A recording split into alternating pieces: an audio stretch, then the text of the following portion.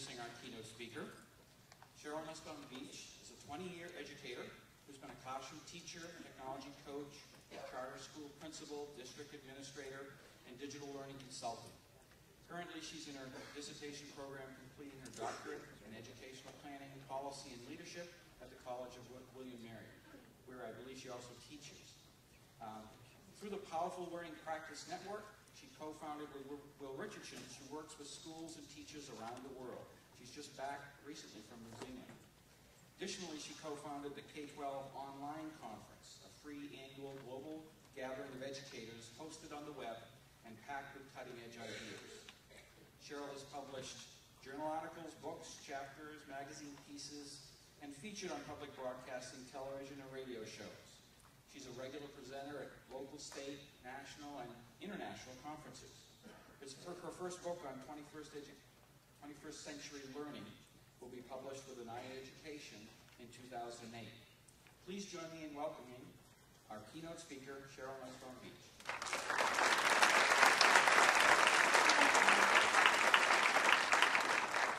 Do a little bit of housework here. See if I can get things up and going. I can't tell you how excited I am to be in Maine. That has been something that I've always wanted to do. I did just get back from Australia, New Zealand, but yet in preparation for all of that, I can't tell you, I really was looking more forward to this. Absolutely pumped. I mean, you guys have the best crayons in the box. As I was driving through, I was just like awestruck by the color and everything that you had, the people, the warmth, the food. I mean, I had my first lobster feast last night. That was pretty cool. Never had that happen. So, very excited to be here. Mark, who has I think it's the Cook Educator. Mark, are you in the audience? I'm supposed to give you a shout out from Jenny Luca. She says to tell you, when I was in Australia, she talked about one of your own. You do know the absolute expertise that you have here in your state with you. I mean, when I travel with Will Richardson and we present to lots of audiences around the world, we regularly feature Alice Barr, Bob Sprankle, and Cheryl Oates' work in everything that we do. I mean, you have amazing people that are here with you and amazing people that I've met. In fact, I've followed Jeff. He's in my community for quite some time, and so it was very much a pleasure to meet Jeff Whipple from right across the border a little bit. So very excited to be here. You guys have a lot going on in Maine, and you really are leading the nation in a lot of ways if you don't know that. So I'm very excited to be here with you today. What I want to do is talk a little bit about passion-based learning, about education and working through passion-based learning. But before I do that, I'd like to do a little housekeeping and show you how, if you're interested, because I tend to be kind of a fast presenter. People have accused me of talking very swiftly. In fact, I tell my audience to strap in. You're going to have to keep up a little bit. So what I do to kind of say thank you and tell you for listening and being willing is I give you access to my wiki. And so through the sessions that I have this afternoon, you'll be able to see that. My wiki is 21stcenturylearning.wikispaces.com. I've created a section here that will have all the presentations that I'll be doing and all the resources. So yesterday I was able to do a pre-conference workshop with some of you. We had a blast. I learned so much from the participants that were involved in that conference. And we talked about building networks. You can see that if you're interested in following along and you have some of that wireless bandwidth she was talking about earlier, you can actually follow along. I have the PowerPoint and everything in here, as well as any resources that I mentioned during the presentation. So if you get a little lost, if I go kind of fast, just know that if you go to 21stcenturylearning.wikispaces.com, you can have access to all the presentations that I'll be giving today. I noticed in your brochure there wasn't really titles to the session, so if you're interested in what I'm doing, the 11 o'clock session will be Dimensions of Change. And that's for people who are really needing to be convinced on what are the shifts, what are the trends, why is it we need to change. And then the 120 to 220 session, if you're an educational leader or stakeholder and you're really interested in collectively developing a plan for implementation, if you say to yourself, okay, we've been talking about this for a long time, let's quit talking and let's start doing. What's our plan of action? And you can come to that afternoon session and collectively we're going to create a plan during that session. So I always start with movies, and I want to start, today's going to be no different. I want to start with a clip that is actually commercial, but it's a very short. But I think what it does is it says very clearly that this is the world our students are growing up in. This isn't about us. It isn't about our present. It isn't about our past. It isn't even about our comfort zone. This is about the kids and the world that we're preparing them for. It's about the human network.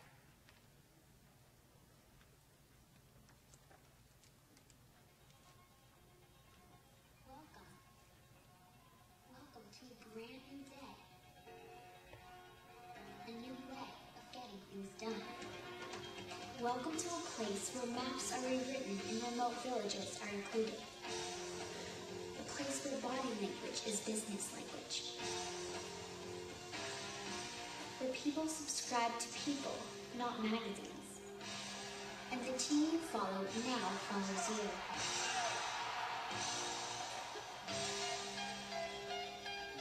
Welcome to a place where books rewrite themselves.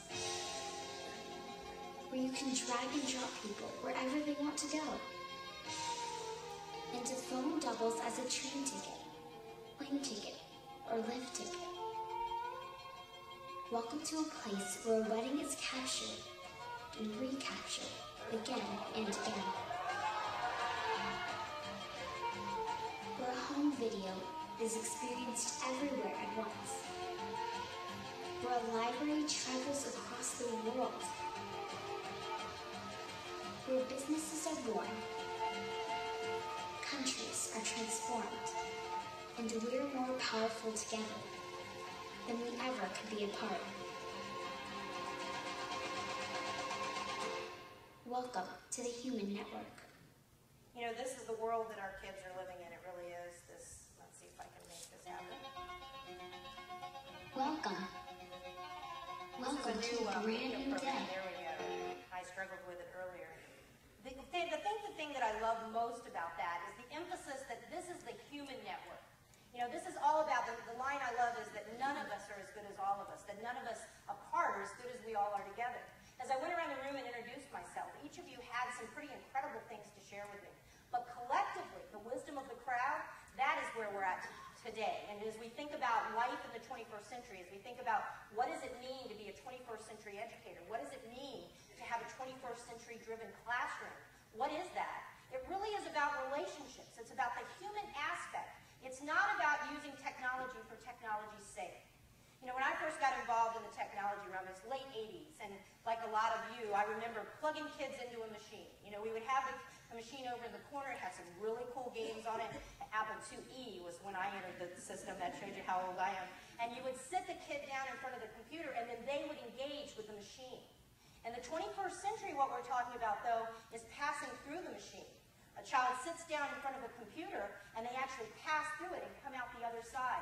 And that computer becomes a portal to help them make connections and collaborations with people around the world. So I have to ask you, are you guys ready? Are you ready for leading and teaching in the 21st century? You know, the party's already started. You know, we think about, you got to get ready, it's coming, it's coming. It's already here. You know, we're 8 years into it, and the kids, they've already shown up. How many of you remember, like I do, back in the day when Web 1.0 first came out? Many of you were DOS guys with the green screen, and we used to type in the code. A couple of you in the room. We thought we were cool. We really did. I remember sitting at the screen and typing in list. Whoop. The list would come up. Oh, wow, that's cool. And then run, and you would actually do it. And we actually thought we were pretty smart because we knew the code words, you know. And if you were using computers at the time, people said, wow, you know, they're really smart. They know how to use computers. And then something very marvelous happened. They created the GUI environment, that graphical user interface. I can remember the first time I sat down at a computer and clicked and went, ooh, look, watch it, hyperlinks. David Thornburg tells a wonderful story. He's a technologist, and he tells a story about when it was about 5 or 6 years ago, and he's sitting in his living room, and his 2 teenage kids come home, and he's sitting there, and they're on the computer, and him and his wife, and they're kind of surfing around, and he said, the Today Show is going to come film your dad. And the kids said, cool, Dad, what are they going to come film? They're going to film your dad surfing the net. And the kids kind of looked and said, they're going to do what? And they said, surfing the net. So one of his son went over to the refrigerator and opens it up and said, ooh, film me, I'm using technology. They thought it was so boring. But I remember thinking, how cool is this going to be? Because my kids, instead of going and looking up Mozart inside an encyclopedia, they're actually going to be able to click on, see his picture, listen to his work, and it'll truly be multimodal. But it didn't really shift in anything in the way that we did education didn't. I mean, I had this cool electronic resource box in the corner of my classroom, and kids could go sit down and they could look things up. But I still pretty much went about doing what I normally did. And then along came Web 2.0. Now, for those of you that want to know where you can download it, because I do have people ask me that, Web 2.0 is a metaphor. It means basically the read-write web. Instead of just reading the web, getting the web page, the company line, where the school web page comes up and we pretty much control the way things are done, Web 2.0 came along and said, this isn't about control, this is about sharing, this is about conversations, this is about involving people. And so instead of having just the school web page, now we have blogs. And oh my gosh, it's so scary because somebody can actually respond back. In fact, I was talking to one of you as I walked around saying, you know what, she was talking about how she had a wiki, and I said, well, you know, at the top of the wiki, you do have a discussion tab. She goes, yeah, but that would mean I would be doing a lot more communicating, you know. I'm like, yeah, and she went on to explain it, made perfect sense, but that is the scary thing, because with Web 2.0, basically what happens is it becomes a very transparent web. We can't, you know, parents can actually leave their comments, and they're right out there open for everybody. And so it became kind of scary. It started changing the way we did things. How many of you ride bikes? Do I have any mountain bikers in Maine? Pretty cold, right? You guys don't want to figure as much. I'm in Virginia Beach, and so we ride a lot. I have an opportunity. It's a real passion of mine. In fact, a very close friend has a bike shop, and so we spend a lot of time talking and thinking about bikes. And kryptonite locks are what we use. They're pretty powerful, where you can lock up the bike with a kryptonite lock, and it's a pretty cool thing. About 3 years ago, there was a guy who is in the bike riding circles and communicated with a lot of people who found out that you could take a kryptonite lock and you could actually jimmy it with an ink pen. So he wrote the company, you know? And he said, hey, do you guys realize that you're compromising, you know, bicycles in this way, you know, about it? And so what happened is the company basically said, fine, thank you. He was glad to know. Well, about a year later, YouTube came about. And so what he did is he made a movie of him actually jimmying that lock, put it up on YouTube, and like wildfire, it spread everywhere. All the bikers picked it up. And guess what kryptonite did? They fixed the problem. And so that's what we're seeing with Web 2.0, is that it becomes a very transparent way of doing business. In classrooms, we're not used to that.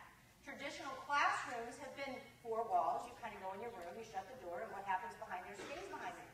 And that's what's changing. That's the shift that we're seeing. But just when you guys felt like, okay, everybody knows blogs, wikis, and podcasts shoot, that's so last year. Who hasn't heard that? I mean, if you keep up with the elections, you know that everybody's into blogging and talking about what's going on. So just when you thought it was okay to get back on the computer, here we go, we're in Web 3.0. This isn't something that's coming, this is something that's here. And Web 3.0 is about singularity, artificial intelligence.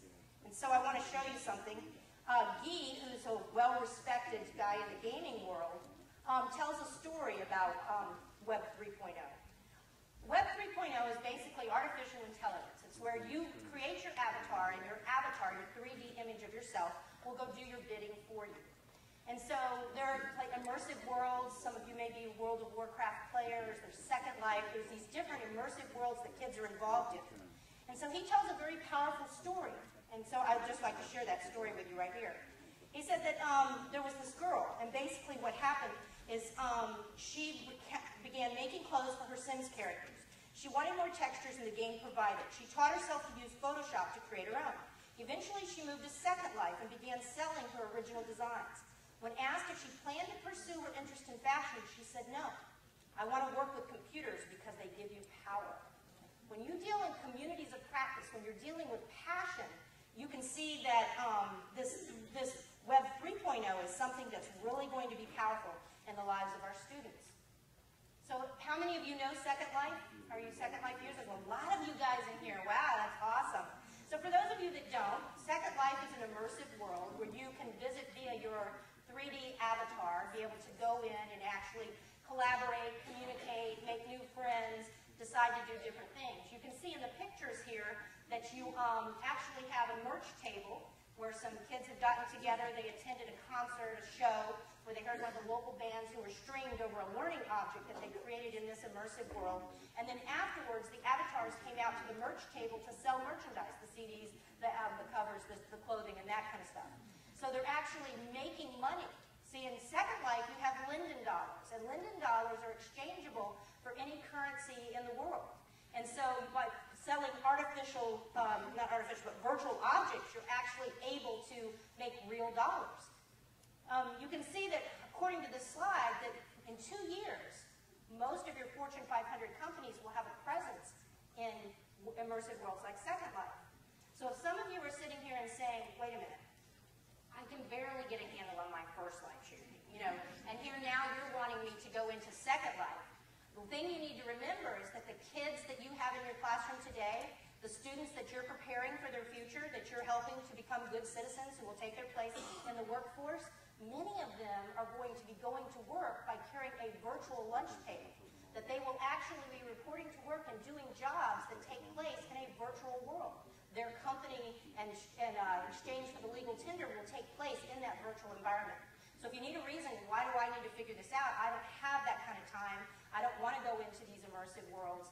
The reason you need to figure it out, the reason that as educators you need to be aware of it, is because many of the kids that you're preparing for their workplace in the future are going to be working in a virtual capacity. There's a lot of trends and shifts that are really pushing what's going on. And I love this particular piece by Gary Marks. He wrote this, and I put in the resources that I have for you. I've kind of laid it out. But basically what he did is he looked at 10 trends that are affecting education for children in the future. And this first trend I really love, where he talks about social and intellectual capital are the new economic values in the world economy. It used to be what we made, if you were widgets, or what you sold. It was based on an industrial environment. It was based on the products that we could make and sell. The new capital is going to be human capital. It's going to be based not so much on what we make and sell, but on what we know and how we connect and how we collaborate. Howard Rheingold, who wrote Smart Mobs, says that the new digital divide of the future isn't going to be about access. It isn't going to be about machines and getting online and having software. That the new digital divide of the future is going to be between those who know how to collaborate and connect together and work together online and those who do not. And that's what's going to create the real digital divide. See, the new economy is going to be, just like we saw, the human network. It's going to be about building human relationships with people from around the world. When Will and I were in Australia, what we were doing was kicking off a cohort of Australian educators and New Zealand educators that are going to be collaborating with American educators to really try to come up with new innovations, to look closely at the issues of what's impacting education today and what are the principal changes that we need to make to leave it a better place, to be able to help education remain relevant in the lives of the students we teach. I mean, one of the worst things that you can do is stay behind the four walls of your classroom. That if you have technology in there right now, you need to be using it, you, as an educator, to connect with other people to kind of push ideas around. Because to not challenge the status quo is the quickest way to obsolescence. See, anytime you standardize something, like we've done education, anytime you make something standardized, make it into an algorithm, it can be outsourced. And we know with outsourcing today. So one of the things that we have to do is we have to think about, okay, if we really want to be relevant in the lives of the students we teach, what is it about education that we need to change to make sure that we're preparing them for places like living out their life in immersive worlds? The connecting of people through communities of practice, the connecting of people by using different types of social networking is going to be a very powerful piece in the future. And so that's a real trend and shift that's impacting the kinds of changes that we need to make in education. So you see, we're seeing a real shift in terms of the way that we learn. Where before we had a teaching focus, now we really have a learning focus. It's really more about the kids and what they can do rather than being about us. It's a very collaborative practice. Teaching used to be very much a private practice, and now we're seeing that transparency. Some have gone so far as to say, maybe we ought to put webcams in the classroom. It's kind of shocking. You know how you got the webcams that show traffic? What if we had one in the classroom? Usually when I tell that to teachers, I get two reactions. One is, big brother watching you. That's the last thing you want. The other one is, well, we'd be nicer to kids. We kind of would. I'd be on my game, wouldn't you, if we had webcams in the classroom?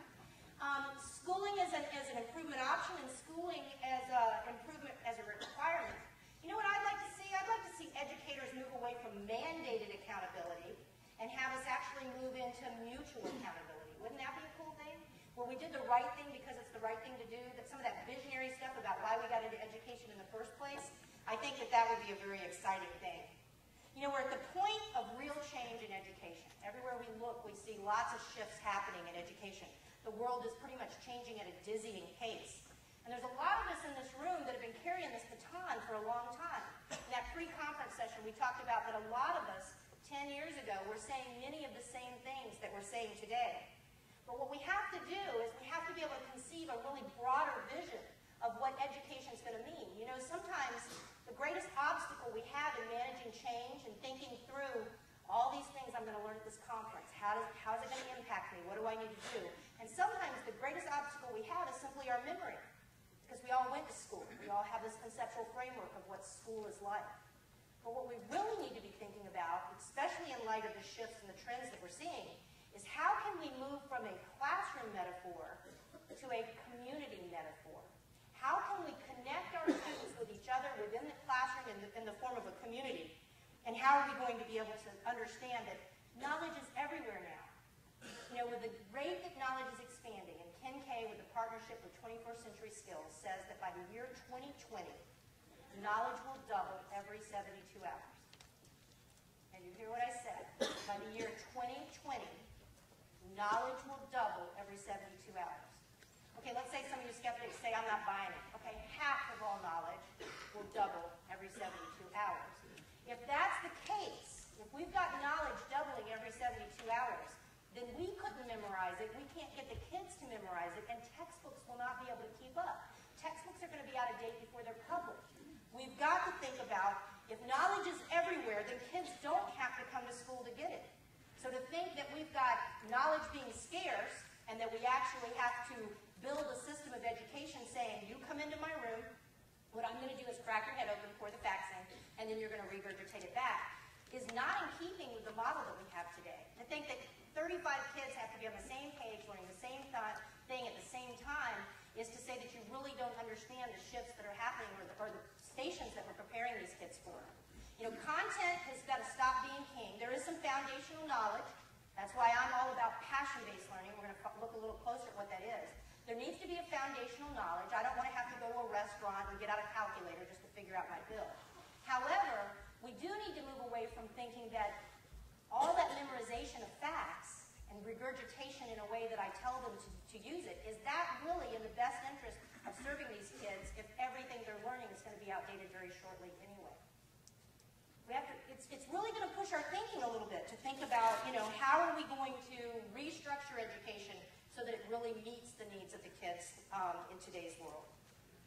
So one of the ways of doing that is by creating personal learning networks. Now Bob and Sheryl and Alice, Jeff, some of the people that I mentioned, they're in my personal learning network. And the way that you create a personal learning network is you start to connect and collaborate with other people. Will says this wonderful thing, and every time he says it, I'm impressed. I go, yep, that's right. He says that the minute you log onto the web, the minute you get on the internet, you're not the smartest person in the room anymore. We have to become comfortable with that. We have to become comfortable with the fact that maybe in the classroom, if I'm in a community kind of concept, what I need to be is the orchestrator of the way my kids are learning. That I need to give them some options and say, okay, here's our state curriculum. This is what we have to learn. Now, what in this particular area really rocks your boat? And if it's this, then I'm going to let you help design your own learning and help you come up with some ways you're going to show me mastery of the objectives that I create. And guess what? If I don't know the answers, I can connect you with subject matter experts on the web who do know. See, building a personal learning network is actually a new networking literacy. It's a new literacy. And if you don't know how to do it, you're illiterate in that area. The real digital divide will be between those who know to connect and collaborate and work together online and those who do not. So building personal learning networks is going to be something that's very important. You can see up here there's a map with dots on it. You know, when I was in the classroom not too long ago, one of the things that I found is that there were a couple voices that I really listened to. I didn't spend much time in the teacher's lounge, but there were some people, probably like you, that I could handpick in the school that I went to, and they were my mentors. And I hand-selected them. You know, the mentors and the teachers that we hand-select, that we choose, are always better than the ones that we're assigned. But what I found is that over time, I didn't really have a lot of wide concepts. But once I started building a personal learning network through blogging, through getting on and reading others' ideas, through using all the tools that were going to allow me I found that the voices that were impacting my vision now were not just from my own locale. Instead, they were all over the world. I could see that my readership and the conversations I was having were with people that had very different ideology. A quick story for you. I helped to convene a conference called K-12 Online. It's actually kicking off right now, and many people from Maine are actually doing presentations in that conference. If you want to Google it, K-12 Online Conference, I have it linked in the resources.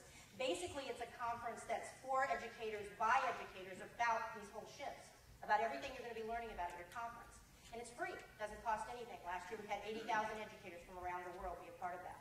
And in that conference, we do something at the end called When Night Falls. And it's kind of a cool concept because it's an international conference. As the sun sets across the earth, every hour there'll be a moderator that will be in a virtual space that people log on and they have conversations around these very ideas, things they learned at the conference, and they start making connections and building. And I remember the first year that we had the conference in 2006, I logged on, it was about 2 in the morning, and I got up and I wanted to log into one of those sessions because I wanted to be a part of that and kind of see what everybody was discussing and what their ideas were. So I remember we were in the room and I shared a story. I sit with one of them in answer to a question that came up, and so people politely listened, and then one of the people in the room said, "Would you please repeat that?" I said, "Sure." So I embellished the story a little bit, and I felt better about how it was. I thought, okay, this is cool. It even sounded better, you know, in my very arrogant, egotistical way. And listened to it, and someone said, "That's great. Could you repeat that again?" I'm getting kind of annoyed, you know. I'm trying not to, and I say, "Is it my equipment? Is there something wrong? Can you not hear me?" And one of the people said something that changed my life, rocked my world, and I've been a different person since. And what they said was, "No, we can't get past the accent." Now, I'm from Georgia, and I can put it on when I need to, but I didn't think that I really had an accent. And so I looked at the people that were in the room, and what I saw is that I was the only American, that out of the 20 people in the room, I was the foreigner, I was the one with the accent. And I can't tell you what a revelation that was for me, that my personal learning network now consists of lots of different people who come from different geography, ideology, culture, religion.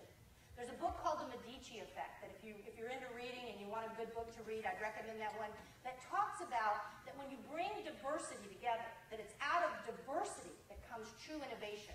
If you want to see education change, start to connect with people that don't think exactly like you do, that think in a very different way. I was excited when I was in Australia and New Zealand, I got to tell you. They really understand this personalization piece. They get the fact that we need to be doing passion-based kinds of things with our kids. They understand that essential questions and inquiry is the way that you need to be driving education, not memorization of facts. And it's very exciting. But the piece that they don't have as strong as we do is the idea that we need to connect and collaborate. So they get the personalization piece. They even understand the ICT technologies, and they're using them. You'll see them all over the place when you start to build your personal learning network. And you're going to learn a lot from those people as you start to find them and connect with them. But the one thing they don't get is how to connect, collaborate within their own country, or beyond their country, or around in true projects that are going to help with collective action. And that's something that we need to work on. So I have to ask you, if I was to Google you right now, what would I find? Are you clickable? Do you have a digital footprint? Right? So I go around and I have an opportunity to work with superintendents and principals quite a bit. And I ask them, I say, do you Google people before you hire them? Do you have the opportunity to Google people? Does that make a difference in your impact? I asked it to the educators that I was working with pre-conference session yesterday, and all of them said yes. You know, I've done that. I've Googled people before we've hired them, or maybe before my kid went out with them, or maybe my own kid, you know. But I have Googled them. And so what I asked them after that is I said, okay, so tell me, if it's true that you're going to Google people and it's going to impact your decision to hire or not hire, that if you find cool things, that's going to impact you positively, and if you find negative things, it's going to impact you negatively, then what are you doing to prepare your students to be Googled? What are you doing to make sure that they're clickable, that they have when their future employer, because this is going to become more and more important. So if you're not helping them to connect, if you're not helping them to create, if you're not helping them to be producers of knowledge rather than consumers of knowledge, showing their mastery of your objectives through what they create rather than what they memorize and spit out on multiple choice tests, then you're not preparing them for that vita that they're going to need, for that resume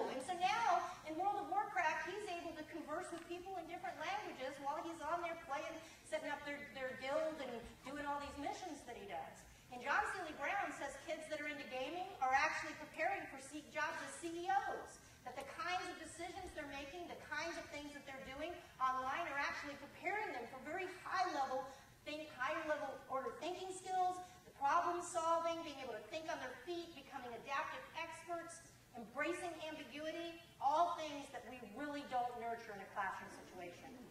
I mean, when I think about that a skill set of the future is to embrace ambiguity, or I think about that a skill set of the future is to prepare a child to be adaptive so that when he's in a situation, he can just make decisions on his own and know that they'll align with the right kind of thinking.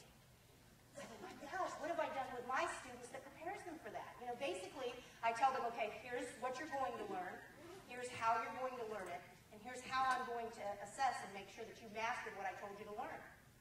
Nowhere in there are we helping them to be those kind of thinkers. Now, being one node and all the learning options that our kids have doesn't diminish our role. It just redefines it.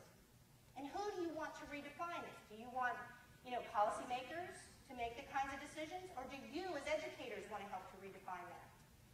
Part of networking online, part of building your personal learning network is developing advocacy skills. It's developing, finding your voice.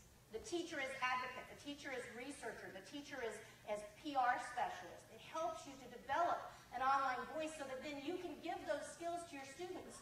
Because you can't give away what you don't own. Cool projector over there. Can you see that one behind you? Can you see that projector? You want that? You want that? Okay. Afterwards, I'm going to give him that projector. What is that called, Gary? If I give him that projector. Yeah, I kind of stole it. Some people say it's stealing. Yeah, because you can't give away what you don't own. I can't give that to him. I don't own it. And you're not going to be able to give these skills, these ideas, the way to connect and collaborate, the ability to be able to learn what they want to learn and become lifelong learners if you don't own it. See, the whole idea is we're shifting. It used to be that we really had this expert-driven, learner as passive receiver model where when you came to the schoolhouse door, learning began. I mean, how many of you remember that in your childhood? I would play, I'd be outside, I'd be doing whatever, I'd go home and watch, Gilligan's Island, whatever I watched on TV, whatever I did, learning started and stopped at the schoolhouse door. That's where it started and stopped. But in today, in the 21st century, in the world we live in the world our kids are growing up in, learning doesn't stop and start at the schoolhouse door. They bring to them, when they come to your classroom, they bring to them a great deal of knowledge that in some ways is threatening to us as educators. Kids come knowing much more than we do about so many things, especially technology. It's like some of them are born with a chip in their head. And what we have to do is we have to recognize and celebrate that expertise. We have to realize that they're going to learn in lots of different places, and that instead of seeing life in isolated packets, we really need to begin to see life as an integrated event, in which it is, and celebrate that expertise, build on that schema, not feel threatened by it when they come to your classroom. Reversed mentorship is okay. Reverse mentorship where in a community metaphor, if I'm moving from classroom to community, then knowing that sometimes I'll be the teacher and sometimes I'm going to be the learner. As I talk to teachers about these kinds of things and educational leaders, see that glasses I start to come and I'm like, oh my gosh, I already have more on me than I can get done. If you add one more thing, I'm going to drown. And so what we're talking about here is not adding one more thing to your already impossible day. What we're talking about is a shift. We're talking about an actual different way of doing things. When you leave this conference, we're not going to want you to go back and change your teaching. I don't want you to change one thing about your teaching. What I want you to do is to go out of here and change everything about the way you learn. I want you to become a networked learner. I want you to start thinking about the ways that you garner information so that you can own it and then you can give it away. So that eventually you'll see that it will be a life-based model. That we're going to see that learning ecology is the metaphor rather than a hierarchy kind of metaphor where I'm the teacher and I give it to you, the student. That the learner is a whole person, and that rather than thinking about strategies, we'll think about environment, and how that needs to change. When I was in the classroom, I was a darn good teacher. I was. I won awards doing it. I was great. But I was still a formal teacher. When you came to my classroom, now I was Miss Frizzle. I said, get on the bus, kids. You have no idea where we're going. It's going to be awesome where I'm taking you today. But I designed the learning activities. I determined where the kids were going to go. I made the decision. And what we really need to be can really be successful in the 21st century, we need to move to a more informal kind of learning style, where they have some choice about what it is they're learning around their particular passions. We really need to move to this idea of a learning ecology. Now, you can see in a learning ecology that there's some formal things going on. You get to stand up every now and then and go, wah, wah, wah, wah, wah. You do. You still get to do that. But just as much, you're going to balance it with allowing those kids to do some self-directed learning. Now, I hear teachers say all the time, I know, I need to be student-centered. I have that down. I'm going to make sure that my activities are very student-centered. No, you don't. We're past that. You need to be student-directed. Kids need to be directing and making decisions about their own learning. So there's some self-learning. Communities need to be involved in that. You know, we need to learn how to build our own personal learning network so that we can help students build theirs.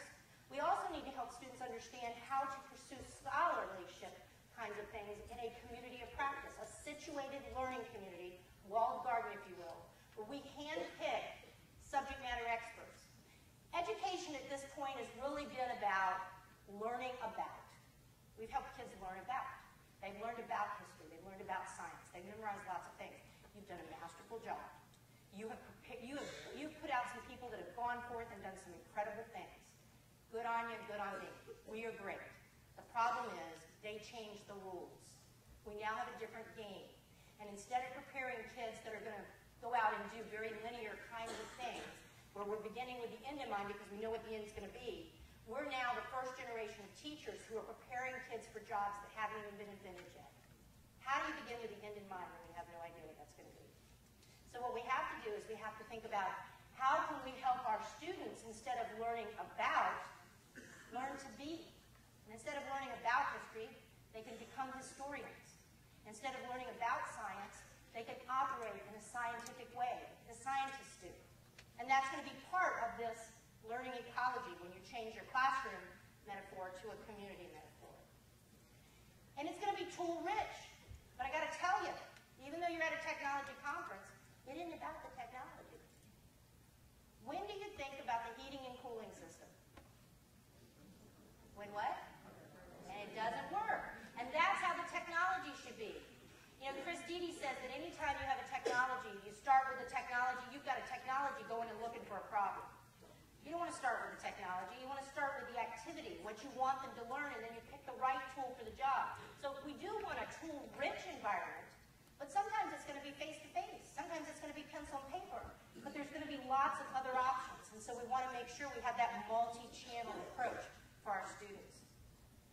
It's really about helping students understand that they've got to know how to build their own personal learning networks, but they've also got to understand how to chase their passions in a situated learning community. It's about relationships. It's about helping students connect with subject matter experts around the world, but first, understanding how to do that ourselves. Another good book for you to read is Here Comes Everybody by Glacier. I really recommend that you read his book. He has been really informing my opinion about how we learn and about how we connect and how we do things together online. It's a real passion of mine. It's a research interest of mine. It's the very essence of my dissertation. And so understanding how teachers and how students construct knowledge in virtual online spaces.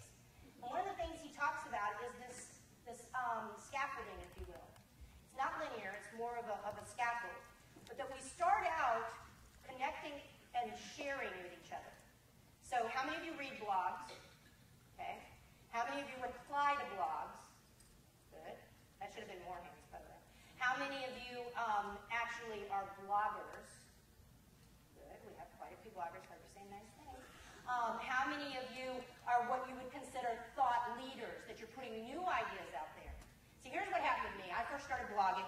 I was at William & Mary, and I was working with pre-service teachers, and I thought, this will be really cool. What I'll do is I'll create a blog, and I will share the experiences of the pre-service teachers. I'll change their names to protect the innocent, but I'll share their stories on this blog, and everybody will think it's so cool, because you'll get to see inside the struggling life of a pre-service teacher. And those that are working with mentoring programs or induction will think that's really great. So I spent a lot of time. You know, I would put these things up, and I'm not a writer, so it was painful, everything that I did, and getting it up and making sure it was all done correctly. I never got a comment. No one ever visited, you know, that I knew. It was like I was going, hello, anybody out there? You know, and no one ever came back. And then I had this class with this amazing man. His name is Gene Roche, and he said, Sherry, you need to think of blogging as scholarship. I said, blogging as scholarship? He said, yeah. You know, when I'm writing my dissertation, what I do is I go out and I do an exhaustive read and research and pull all this information from all these great minds about the concepts that I'm studying. Then I synthesize and analyze, and then I stand on the shoulders of those giants and I add to their ideas and I build my own particular perspective based on the research and what all the people in my library have done. So blogging for scholarship is very similar to that. Good writing begins with reading.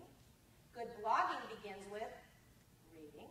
So what I do is I go out and I find things that people are saying that are particularly provocative. Then I come back to my blog and I add and I build on their ideas. And so I'm really doing the very same thing that you do in a scholarly process. That's where you get started. You get started in sharing. Kids, you want to get your kids started sharing and connecting, which is good because then it brings us to the place of community. Communities usually start where we cooperate. Right now, you know, it's sort of like 2-year-olds parallel play. Most of you in your schools with each other, with your colleagues, are cooperating. You guys get along, you do stuff together, you might even work on projects together, but it really isn't global action. It really doesn't change a lot of things. You produce, it's really more about the task at hand, and you cooperate. You still have your own agendas, you still have your own things you're thinking about. Where we really need to be moving to, though, is collaboration. And here's the difference.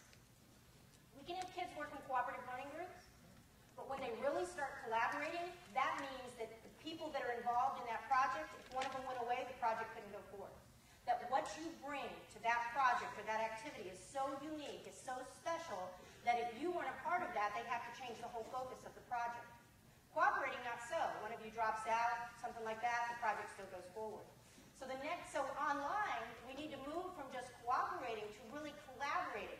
Where I'm going to work with Sheryl and Bob and Alice, and we're going to work, the 4 of us are going to create something that's just going to be so stellar that people around the world will be able to use it. It's going to make education better.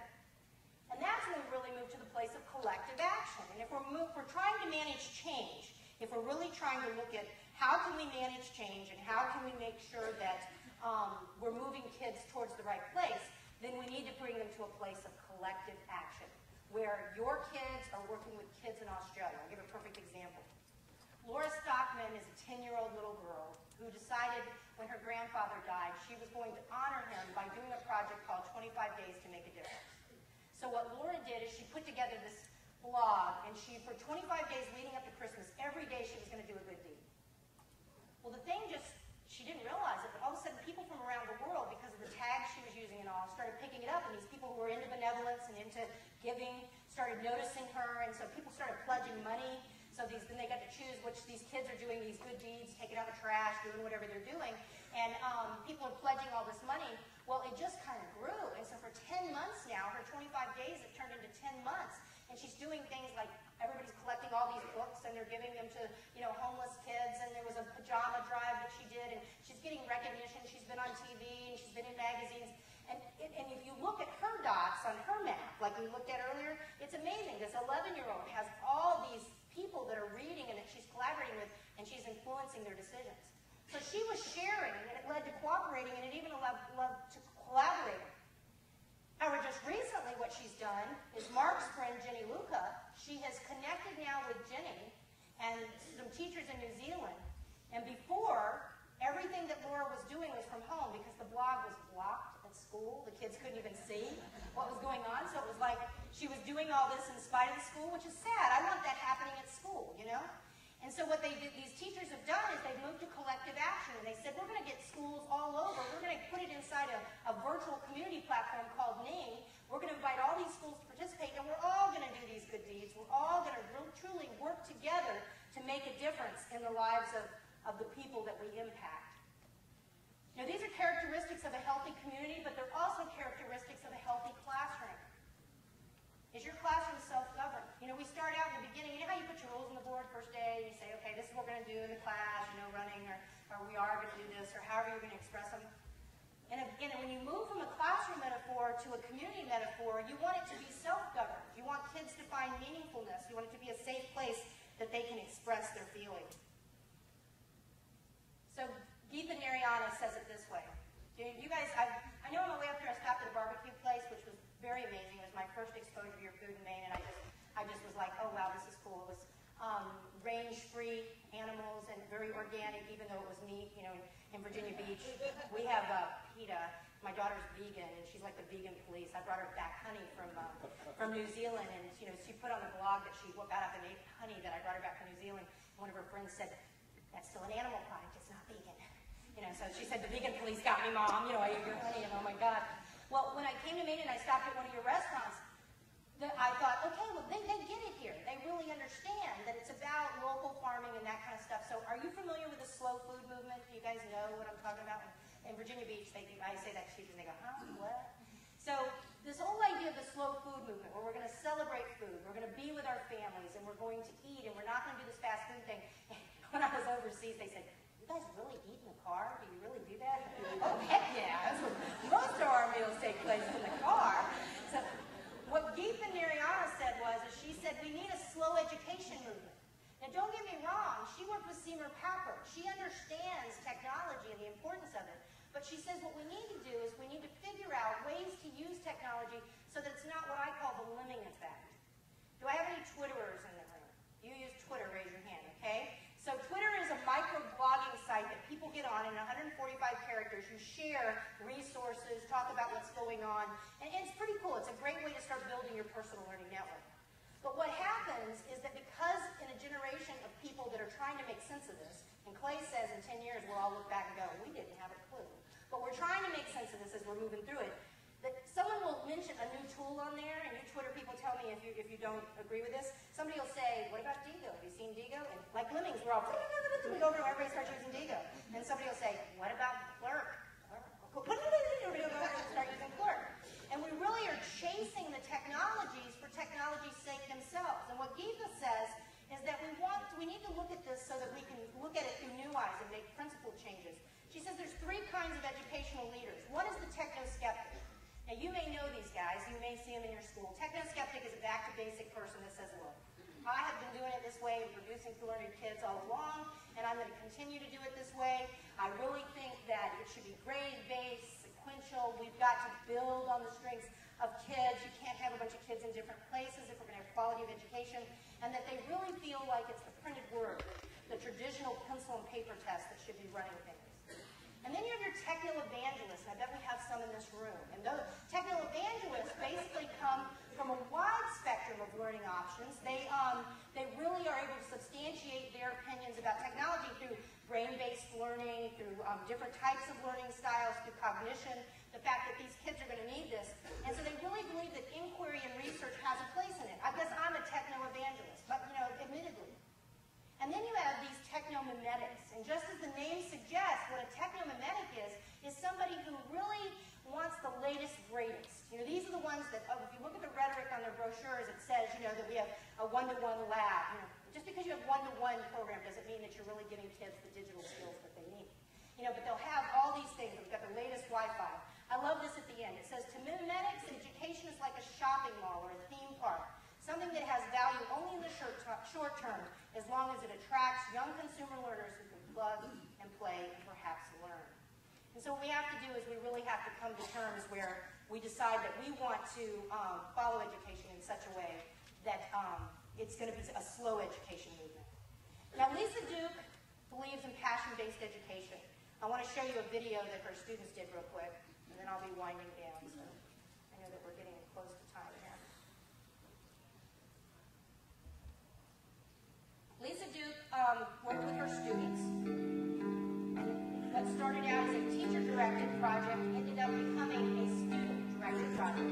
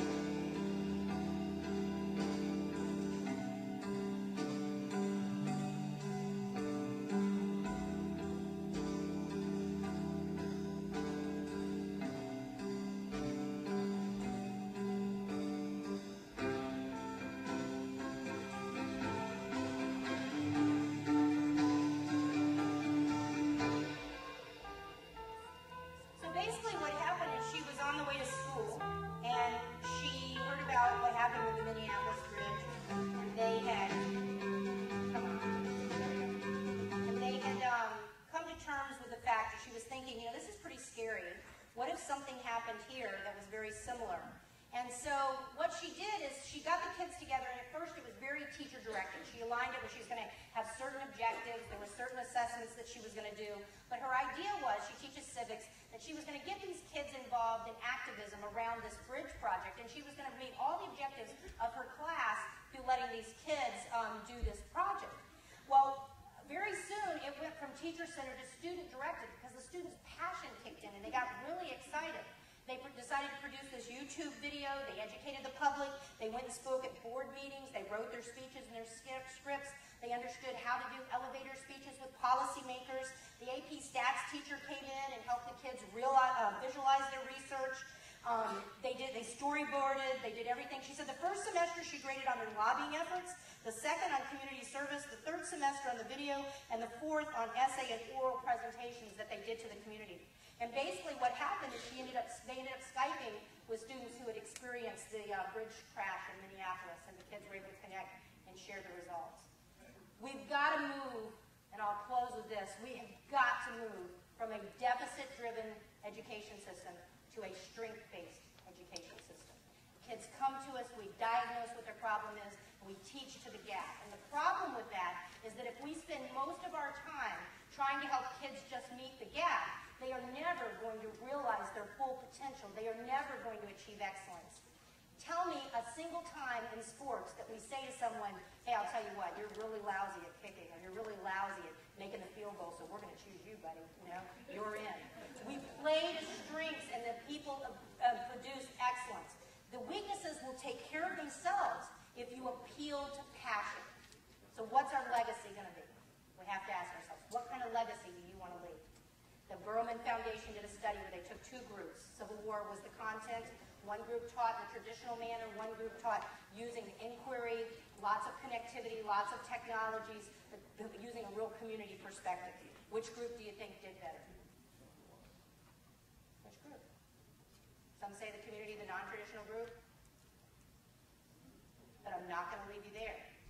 1 year later, they went to the students that were taught traditionally, and they couldn't recall any of those historical facts they memorized. Couldn't bring them up. And when they defined history, they defined it as the record of the facts of the past. But they went to the kids in the digital group, and they basically were able to make all these elaborate concepts that extended to other areas of history. So they were able to connect things. And they defined history as a process of interpreting the past from different perspectives. You know, change is something that's going to happen. We can't fight it. I have a good friend who says it's always premature. It is. Change is going to happen. We can decide whether or not we want to embrace it and grow. But the real question we have to ask ourselves is, are we willing to change with a capital C? And realize that in that process, there's going to be what Michael Fullen calls the implementation dip. That you are going to have to unlearn some of what you're vested in. And you're going to have to relearn. It's going to be messy. And it is going to require a tolerance for ambiguity. But we in this room are the last generation of teachers. We're the last generation that had the prerogative to decide whether or not we wanted to embrace these new 21st century concepts, whether we wanted to embrace digital literacy. Everybody in this room knows somebody who's techno-resistant. They've produced wonderful kids who've gone on and done wonderful things. But the babies that are in your classroom, the kids who are under your watch right now, they don't have that prerogative. And that if we don't teach them in the safety net of our classroom and give them the skill set that they need, they're not going to be successful in the 21st century. I would go so far as to say to you that the affluent parents, the affluent kids, the ones with connectivity that you have, they're going to get what they need. Their parents, if you don't have it in your classroom, okay, those kids will get what they need. But the kids that we're in this to really make a difference for, the ones who don't have connectivity or they don't have parents that can provide those opportunities, that if they don't figure this out, if they don't understand how to connect and collaborate and get the digital skills that they need in your classroom, then they're not going to be able to compete in the 21st century. And you're actually adding to the problem of the haves versus the have-nots. So I would go so far as to say to you that this is a moral responsibility, that it's not a matter anymore of taking a choice of whether we want to master some of these concepts that you're going to learn at your conference. When you walk out of here today, if you have to come up with a reason why you should add to your already impossible day, why should you master these things? Do it for the children's sake. Thank you very much.